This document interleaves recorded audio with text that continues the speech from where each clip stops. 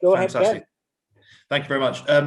Joe, congratulations, both on a personal level and for the team. Man of the series performance. I just wonder, what are the big takeaways that you take from this 2-0 series victory? I think more than anything, we had a lot of things out of our favour, if you like. We lost the toss in both games, and we managed to find a way in very difficult conditions, with very little lead up to the series as well. So for us to, in the past, I think we've been guilty of being slow starters, whether it be at home or away. So for us to start as well as that is really pleasing, but also to keep growing as a team and improving throughout the two games was, I think, quite impressive. That mental resilience you spoke about, I mean, in particular, having lost the toss, seen Sri Lanka bat so long, put in a big innings yourself, and then the pressure to get over the line at the end as well. How important is that going into a series, what will no doubt be a tightly contested series in India?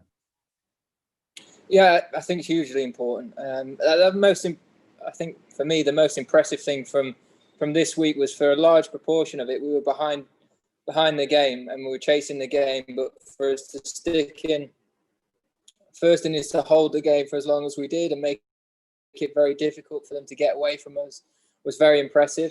And for a seamers to be as effective as they were on that wicket shows the improvement of taking wickets abroad, something that we've struggled with in the past. And then more than anything, the way that we've dealt with pressure today, both in the field and with the bat. You know, in the field to have that expectation for our spinners to go and win us the game, restrict them to a total that we could chase down. For guys with very little cricket behind them to take that on themselves and to do it was a brilliant effort. And then for our batters to stay as calm and poised as they did was really something. That partnership towards the end there was really impressive. It's probably one of the hardest things to manage in this part of the world. And that old adage of first for show, second for dough, I think it really came through those two guys. Seeing us home was a very impressive partnership. And just one final one, if I may. Great test teams. I know you aspire to be the very best you can be. And great test teams have that resilience home and away, don't they? They have a way of getting through, and they have a belief and a strength right through the squad. I just wonder, given this run you're on now of test victories and where you're building, I mean, where do you think you are on that path? Well, we know we've got so far to go still to get where we want to. We've got a lot of young players as well that are learning all the time, that have been exposed to these conditions for the first time at this level. And I think we've just got to keep looking to build, keep looking to improve, take as much experience from this series as we can, and keep looking to get better all the time. And that's all you can ask of a group of players that are in a position they've never been before. You do need your senior players to stand up and take ownership, and we've had some guys do that in these two games, but we're going to need everyone to keep looking to improve. We're going to have different challenges, different surfaces, different situations to manage well in India. So it's about reacting to that and, again, having that same attitude, that same character and desire to go on and win like we have here. It's been fun to watch. Thanks, Joe. Yes, thank you. Cheers, Ben. We'll go with Rory and then Dean. Joe, we've seen obviously yourself dominate quite a few days playing, and Stuart and Jimmy have big days in the series. How pleasing as captain then that sort of today maybe three players who might have woken up this morning feeling like they had a bit of a point to prove, whether it be Dom at the top or the two spinners after a wicketless first innings. How pleasing that they're the guys who got you over the line today? Yeah, it's nice to see their hard work paying off. They're doing all the right things in practice. We're having very good conversations about how to play in these conditions, both with bat and ball. And I thought they executed it really well today. Even through that partnership towards the end of their innings, we didn't really panic. I think in the past we've probably been guilty of that. So really impressed with the way they've gone about things, and it's a really good sign that, of course, more than anything, they in themselves they know that they want to keep getting better, and there's further that they can go, and there's more that they can do, and that in itself is really exciting to see them have success and know that they want to keep improving. Look into India. Do you feel like obviously the old idea of getting a proper good first class warm up has gone, but do you feel 2 really hard test matches over here leave, like, for example, your spin department going into that series really as well prepped as they could be? It's going to be strange. I think we've also got to be quite realistic. We're going to have 7 or 8 days now with no cricket at all, 6 days in quarantine, and then 3 very important days of prep ahead of the series. But one thing we have got is a huge amount of confidence coming out of these 2 games. And we've sort of had to manage different situations. So all of that will stand us in really good stead. And I think it's really important that, like going into this series, we're very smart about what it is we take into the games. And hopefully we can manage that well and get off to a good start. Okay, we'll go with Dean and then John. Joe, well played, well won. You said before that you've done a lot of talking about this year and all the cricket to come. Now that you've actually kind of got it started and started it in that manner, can you sort of look back already and just say that's the perfect start? That's exactly what I wanted when I was doing all my thinking and talking about it beforehand. Yeah, it was. That's exactly what we want, and it's now the challenge is to replicate over and over again as a team. We've got to look at this as a platform, as a starting position, and not be happy with what we've achieved. We've got 4 very important games, against arguably the best team in the world in their own conditions. We're going to have to play right at the top of our game to win out there, but we couldn't be in a better place to go and challenge them, and that really excites me, and it should excite the rest of the group as well. And I know and I understand the reason for your rotation and players leaving and coming back as you've got now going to India. But when you see Jos Buttler put a game to bed like that, bearing in mind all the challenges he's faced with Test cricket, really seeming to be at his sweet spot at the moment, are you sort of looking at the one game you got from him in India and thinking, oh? Yeah, I think as any captain around the world tell you want your best players available, fit, firing at the top of the game all of the time. And I think the other thing to mention is I think Jos has kept extremely well in these conditions. I thought he was outstanding, flawless throughout the 2 games.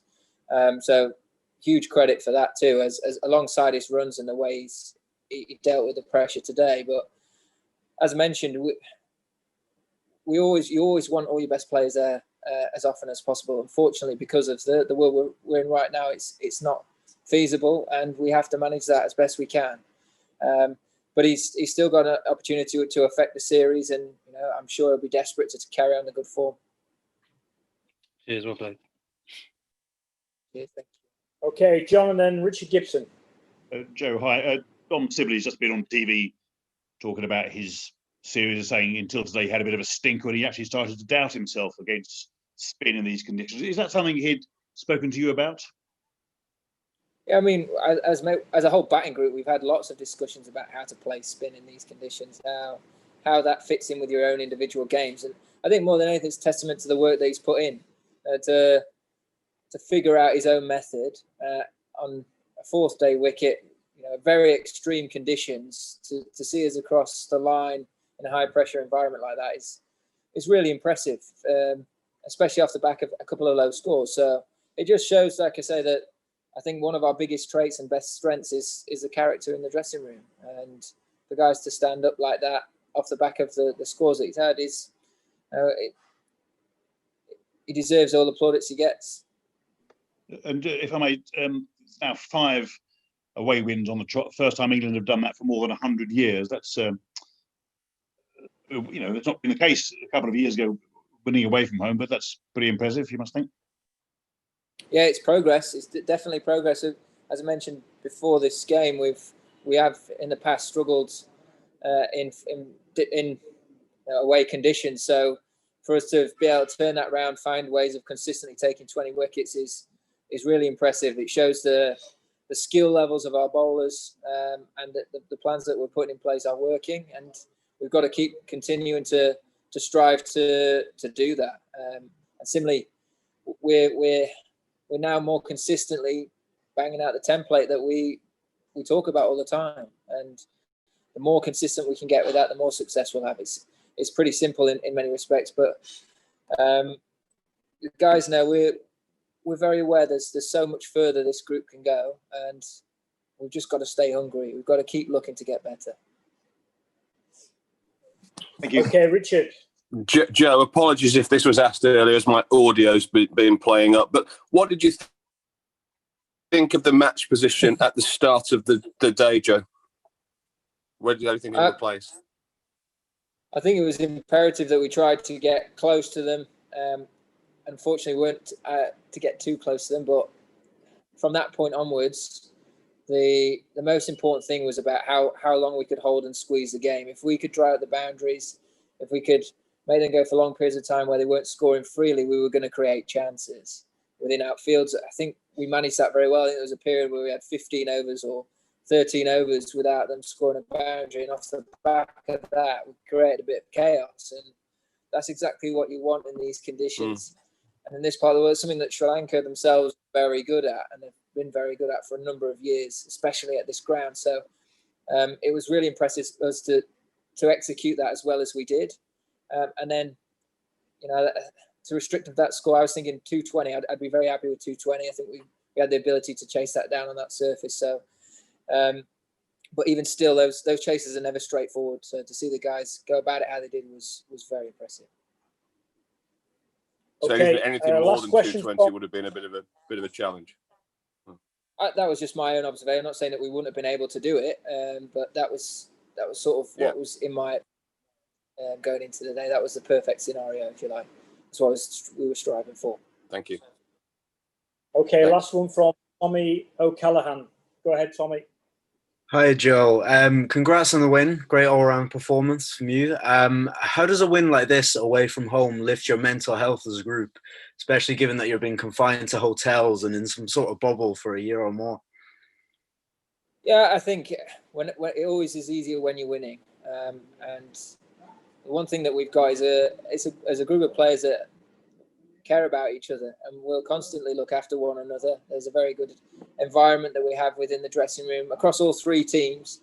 But as I say, when you're winning, it does make it that little bit easier. We're going to have it's going to be a challenge. The next period, the next tour will be different, and the longer we have away from home, the more challenging it will get, and the more important it will be to check in with one another, make sure everyone's traveling well. But all we can do is make sure we manage that the best that we can. And it's individuals' responsibilities to take ownership of that and be honest about that, but also for each other to ask questions, to look after one another, and to make sure that we are looking after each and every player in or out of the squad. Okay, we're done. Thank you very much, everyone. Enjoy the rest of your day. I'll be in touch about other opportunities this week. Cheers. Cheers. Thank you.